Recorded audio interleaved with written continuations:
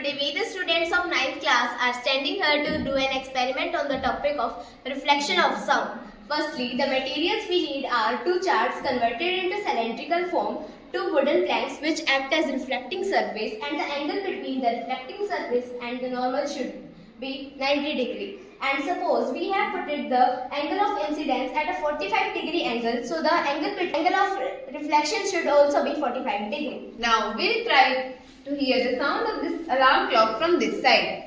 We have supposed the angle of incidence of 45 degree, so the angle of reflection is also 45 degree. Now I'll try to hear the sound of alarm clock.